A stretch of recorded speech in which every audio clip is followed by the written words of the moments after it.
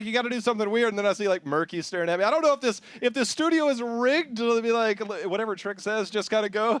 Producer Maya says yes, it is. I hate you guys. It's our directors in the back, man. They're messing with you. They invited you to the studio to be messed with. So let's figure out our battleground. Where are we going for game number 3? Remember, the bands have already been popped out. Warhead Junction. Okay, JL, buckle in. That's one way to make it weird. Is Warhead Junction our largest?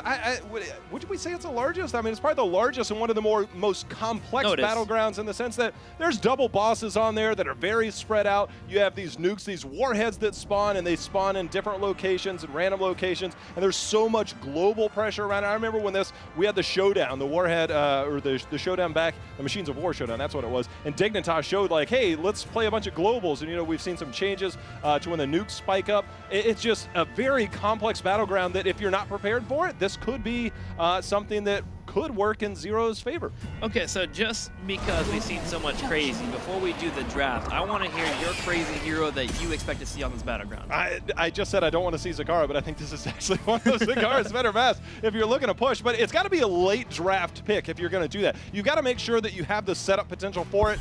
Brightwing could be an option if you're looking to do that. Brightwing's kind of fallen off. We saw L5 use it a little while ago, but Zagara, first ban.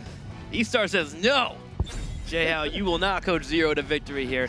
My weird draft, if I were to see something, would be Twin Blades Fury from Varian. Just solo because the double boss, yes, potential solo. So that's my weird one to throw out there. Obviously, potentially will not be coming, but hey, it'll make me happy if it happens. So now you look at the ban. Zagara's been taken out, which is obviously the global pressure you've seen taken in the past. What do you get rid of? Zero is just going to go ahead and go with the Tassadar, get rid of it, and Zarya will be the first pick for eStar. Zero has no problem going double global in their rotation here. I think they do against Zarya. And I think right now, like, you're either going to go Dahaka or Falstad here. I don't think you can give up one of those. But there's the Falstad pickup. Take them both. They go Tyrael. Okay. They grab Tyrael. I think I would have preferred Falstad Dahaka. But think about it. On the other side, Zarya, unless you opt to go triple warrior, generally don't see a Zarya Dahaka pickup. So maybe that's something that you can either save for later, or you don't really worry about that extra threat. ETC's the pickup, stage dive is there, but Illidan back out. Illidan, again, this is one of the battlegrounds where he can excel well at. You know, I look at him at BOE and I think it's a little bit weird, mostly because lanes aren't very long, but lanes are incredibly long. God, that was hard to spit out. Lanes are incredibly long on Warhead Junction, which gives Illidan incredible chase potential. So I actually like him on this battleground. You also have the element of the hunt. Yeah. We've seen it already in this tournament, and this is a battleground where I think it's almost a wonderful pickup. Illidan almost becomes like a Zeratul. When False is off soaking different lanes, you usually have Zeratul go and poke him off. Illidan can just do that from a different lane and jump on False at any point. Now, there's a certain they're tired of dealing with Xingxi on Li-Ming. I don't blame them one bit for that. You just got to wonder, what are you going to pick up? Are you going to give up something like Valla? But with Illidan, you know, when you have Zarya, we used to see kind of this, all right, so long as you have Tassadar, you can feel a little bit safer going with Brightwing. It kind of helps support Illidan. It helps support the dive. Zarya has the shields, albeit a little bit different than Tassadar, 12-second cooldown on those. If you don't pick up that, as that we see Dahaka being banned out there, take the global away. I don't normally advocate for a solo Brightwing on this side, but if you're looking to play the global game, if you're looking to deal with Illidan, you have to start finding ways to do that. And Tyrael, Falstad don't necessarily have the same type. Falstad, of course, has Mighty Gust, though, if you want to isolate the other team. Oh my goodness. Okay. All right. Azmodan and Lucio. I mean, let's talk about it. We talked about the crazy hero, Azmodan. He has that global presence with his trait. He can kind of push lanes while actually not being there in a very pseudo sense. Azmodan has one of the highest health pools in the game as a specialist. So it's not like Illidan just hops on him and gets the kill for free, as they're seeing C0 with Valla. They are going to go Ariel, not Brightwing in this instance, but Azmodan. Azmodan has... Oh! Oh my gosh! What? They are going all out on this. Okay. My quick point, Azmodan has forgive and forget. You drop your General of Hell in lanes, let it happen while you're going through the nuke phase. Also, he can now walk while you're using his E, his lasers. He can actually deal with Illidan. He's an Illidan counter through and through if he doesn't get interrupted. Now, over to the weirdest part, even though we've already talked about Azmodan, now we have the Butcher. Yes. Okay. Here's the thing: is we talked about this. All right. What do you do to deal with Illidan? I know this sounds crazy because Butcher has a self-heal, right? He puts his brand on you as his self-heal. He also has a point-and-click stun, one of the few that are in the game. It's a 1.5 second stun or 1.25 second stun.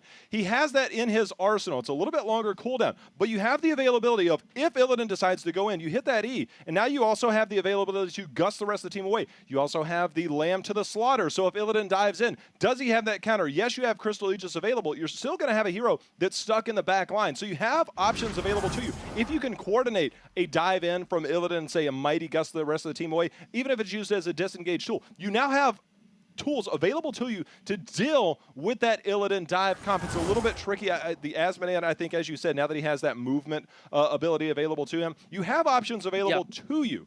But I know it sounds crazy to say that Butcher is the answer to Illidan. It might not be the perfect answer, but it is something that they didn't have last game. Yeah, the Lamb to the Slaughter to the Mighty Gust combo has been one that we've seen in the past. Tetherball. The Tetherball, yes. I am kind of curious about the Ariel pick here over Rhaegar. I think Rhaegar would be a little bit better with Illidan in particular. First off, you get dive potential. You also get the Lightning Shield that can be great for increasing that auto attack damage.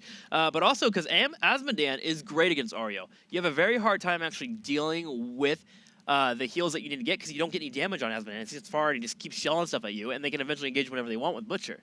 I was actually going to talk about that because I actually want to go back. I think it was around Valencia. I was covering EU, and Fnatic actually, this might have been Gamescom, but they were going against Ariel on Cursed Hollow, and they're just like, what if we just sit back here with Asmodean, throw globes of annihilation over and over, and Ariel, if you're not attacking, you're not necessarily giving her energy. You can go to Empathic Link at 7, but you're not really giving energy if you're not attacking anything, and Asmodean outranges that. And so they kind of developed this strategy. It's kind of old news, and now Fnatic does something with Chromie that's kind of similar. But that's kind of where it all evolved from. So if you actually go back to last summer, Fnatic was the innovator of that strategy. Ariel was very new, so I guess it would have been later at Gamescom with Ariel's release. So that was actually something that Fnatic were the innovators of, and the first people to actually do that against Ariel.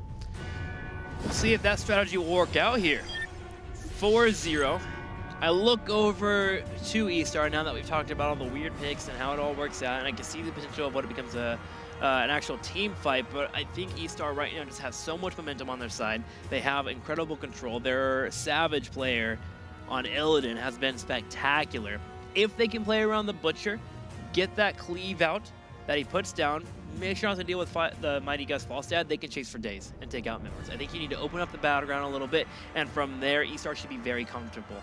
Now, where things get scary is if they don't open up the battleground and Asmodean gets to the mid to late game and he is constantly doing the forgive and forget and pushing down your lanes, taking away your forts, suddenly the map opens up to that global of Falstad.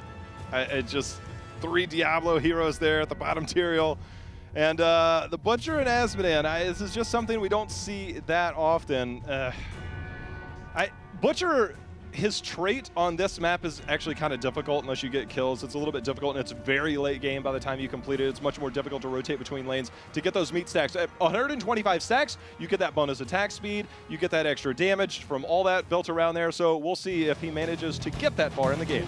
Well, the crazy continues. Let's get ready for Warhead Junction. eStar taking on 0-0, hoping to live and make it to tomorrow.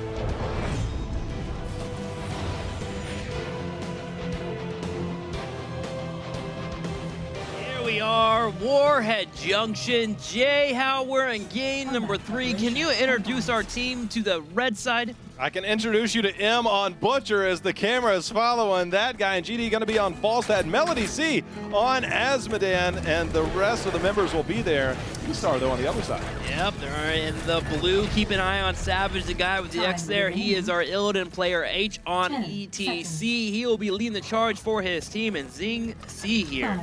will be on Bala, not Li Ming, but he can be just as deadly working on those auto attacks for his team.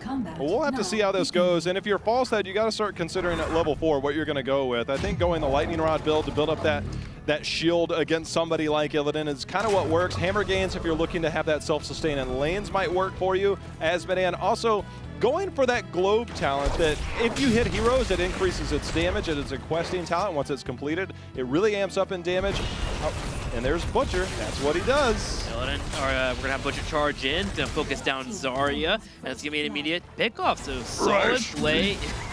Okay, just so we know, Butcher's level 1 talent is Abattoir, which is after 125 stacks, if you get there, and when you get there, is that every hero kill you get after that, which drops 5 stacks on a hero kill, you get 5 bonus stacks. It's only on heroes, not from minions after 125. And if you get those late game, it is terrifying. There's nothing to deal with a Butcher that strong late game. I mean, his quest by himself is already terrifying, but Savage is terrifying as he dives from the Butcher. Will set back some of those meat stacks for the late game. Yeah, if you die, you lose stacks. With Abattoir, though, you only lose 5 as opposed to 10, so it's not as devastating, but you just gave up basically a lot what you just earned just a moment ago. I'm so glad you're casting this match, because you're a Butcher main, aren't you? I love Butcher. He's like, I think, my 3rd most played hero, by the way. I love Butcher. I'm so glad to have you here, man. We're going to watch the Butcher and see how it unfolds, and we have the top-tier expert analysis, Jay out here, to help guide us through this match. Savage continues to push here in the middle. Turret ammo are being drained down. Butcher charging in. Yeah, the hardest thing is diving in on Illidan. He does have that evasion available to him. You can get a few auto attacks off. If you use his abilities, you get that auto attack right after. So if you time those well, you can kind of get through that evasion, but it's very difficult. Well, we're going to have our Warheads deploying in the next 10 seconds, but we are getting close to level 4. As a Butcher player, what would you pick at level 4? Oh, I go full YOLO. You don't want to know what I go. I go the bonus on the hamstring. We'll see if he opts to go that. It's just basically like you are all in at that point to basically try and kill anything that comes in front of you. I don't know if that's the appropriate choice. That's the fun choice. We'll see if it's yellow here in a second. All right, level 4, we're getting Demons actually upgraded here for Asmodean. He'll be able to push down those lanes. It costs a little bit less there, and his minions also do more damage. Savage continues to jump in on 6 here as Tyrael. M in the bottom will start channeling on the Warhead. We're going to have H working in a couple of knockbacks just to prevent it from being taken. Yeah, he's not quite going too crazy. He's going into that charge build, so we'll see how that goes, especially 7 and 13, what he opts to go with. You know, we kind of have this standstill, though, here on the bottom Warhead. And the problem is if M is the one currently standing still on that nuke, he's not actually grabbing meat, which means he's not getting towards his late game there. So patience is actually a very strong suit for eStar. Ooh, GD opting to get over that. The grenade, and there should be enough energy if he does have charges. The slow is there. The slow from the hammering will keep the distance and range him out from that last particle grenade. Duke continues to be here in the bottom. One has already been taken by 0. Asmodean hasn't even left his lane, has no intention to do so, wanting to push it in. Bala on cleanup duty for now. Yeah, sometimes it's all just about stalling that out. We saw the Eldruin's might. It stalled it out a little bit longer. Every second that you get allows you to push a little bit further, although eStar getting the early advantages in terms of that soak and that structure damage. We see a little bit of an experience lead, and that top lane has that gate all the way down. Nuke in the middle will pop out for 0 as Lucio moves forward, gets some damage in there. Doesn't put the beacon in the middle, which does the most damage to the fort, but just wanted to get rid of it, drop it down, get some turret damage on those turrets. We're going to have Illidan starting the mercenary camp life. And also it should be M over there with Butcher, holding on to one Warhead here. Again, when you are channeling that, if you're not as familiar, because we don't see a lot of Warhead Junction in competitive, if you are CC'd while you're channeling that, you basically reset, start all over again. You can take damage, but you cannot be hit by CC. And there's a little bit of it on the other side. You've got Boop from Lucio, things like that, so you got to be a little bit careful. Yep, stuns, knockback silences, Tiger gets focused down, turns around with Feel the Heat. It's actually kind of a very difficult, aggressive play as Zeros who dive onto Zarya because of Feel the Heat. You need to decide that you're going to take that kill or retreat immediately. The moment Zero saw another member rotate down, they just escaped and gave up on Zarya. But they do go in for the re-engage. They are looking towards Zing C. They are focusing him down. He's low on health. Can he escape? No. M gives chase. Moves on in. Tiger on the back though. Watch that Feel the Heat. He's going to take down, but only one. SW needs to retreat. He has the only nuke for his team. Illidan coming in. Savage 1 to 1v3. Can he do it? He is not going to be able to, but the one thing that you got to be careful of, if you're playing Zarya against the Butcher, it's a pretty long windup, 12-second cooldown on that, and X, ooh, not able to go down. You see Butcher, he's going to walk over. You can't see the meat stacks because, you know, it's just too much, but he walks over there, grabs those. But the thing about that is that Zarya can easily place that shield onto that target, build up her instant energy, and as you said, feel the heat. The minute you come in that territory, it's going to hurt. And the thing is, at 13, whenever they get the shield allies, get the cleanse there, you actually can wait for Butcher to charge in and then shield your opponent. And then you actually don't have to worry about that aggressive play anymore. So eStar just hoping to get to that level 13, level 16, grab those shield talents for both herself and her allies. And then Tiger will be in a much better spot to deal with the Butcher pressure. Until then, Zero needs to be a little bit on the aggressive side, get those meat stacks going, and again, open up a fourth. They have yet to put much pressure on their opponents besides the nuke in the middle. For what it's worth, they're holding in this game. They actually have the advantage as the detainment strike. The nuke going to do a bit of damage, but not enough to deal with Butcher. Level 10 picked up by eStar, but the kill's actually in favor early game for Zero. So you got to have a little bit of positive coming out of this early game that you're not having reminiscent views of the first two.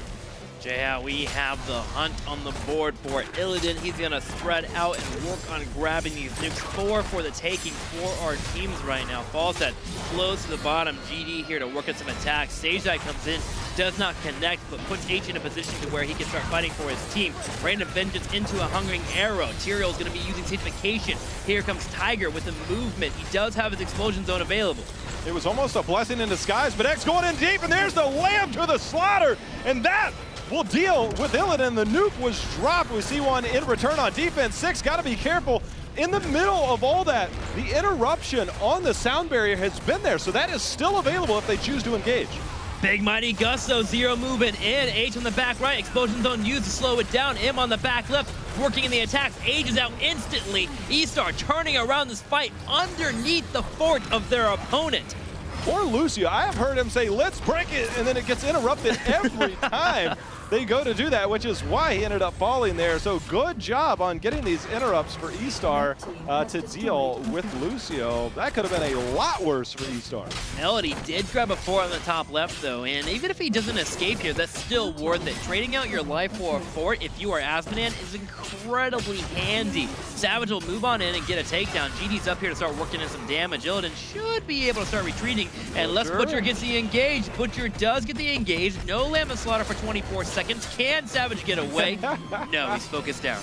I love the fact that it's Illidan pushing one way, Butcher comes right back the other. Nice power side, but the charge available again, and down goes ETC. I am loving this Butcher right now. Yeah, the aggression continues. eStar takes the opportunity to start burning down the boss in the bottom. eStar, though, hurting after those 2 members, unfortunately goofing and getting caught out.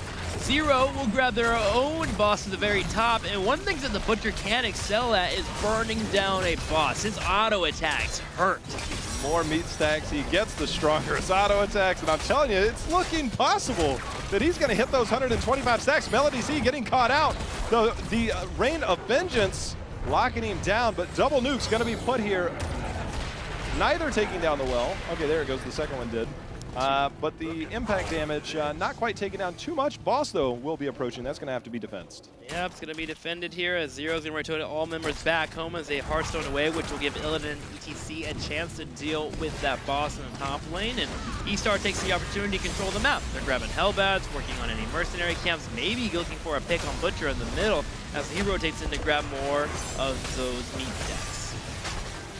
I don't blame him one bit. If I'm that Butcher, I'm like, guys, I know you're over there, but trust me, if I get those and we're late game, I'll carry you to victory. But right now, eStar has that advantage. 13 picked up for them, 0 on line as well. So pretty even so far. Butcher officially the greediest hero in the entire Heroes of the Storm roster. All he cares about is his gains, man. He's all about that protein, constantly going to lanes, getting those meat stacks, getting set up for the late game. And it's a great benefit to the team. Now, there is a party bush. Oh my gosh, the Chinese bush meta has came back here in this series as everyone's grouped up on the fog on the left side. Tiger will scout it out with a grenade.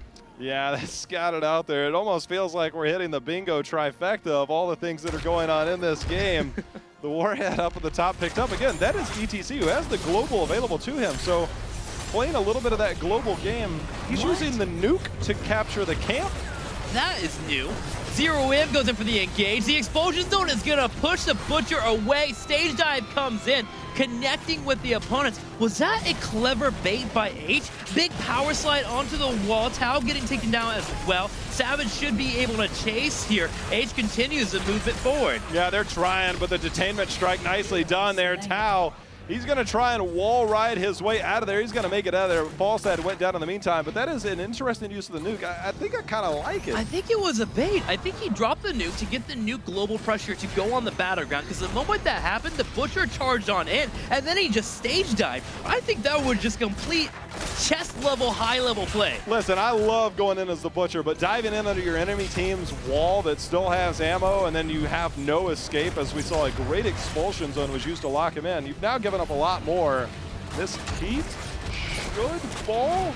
Yeah, it's getting focused down. There we go. H should move in. There you go. The hunt is up. So there shouldn't be any chase here from Zero. 16 about to hit here for eStar as they're getting closer and closer. Zero still moving towards that late game, but it's looking like it's going to be a pain train here as eStar continues to excel with their lead. I think the one good thing that you have is that you do still have Falstad available to you. You know, the lanes are so long in this that if you can get a few waves cleared up, you don't necessarily worry about the catapults as much on this battleground as you do on some of the other ones. It's still a threat if you don't deal with it, but Falstad with that global will be able to deal with it. But eStar starting to build themselves a little bit of a lead as they've hit 16 talent here now. Closer and closer to it now. We've already talked about it. The late game does become strong for Zero here. You get your Falstad, you're starting to hit those auto attack talents. You have Tyrael with Holy Ground. You get Isolation, which is great against an Illidan composition. Butcher is moving towards his late game goal.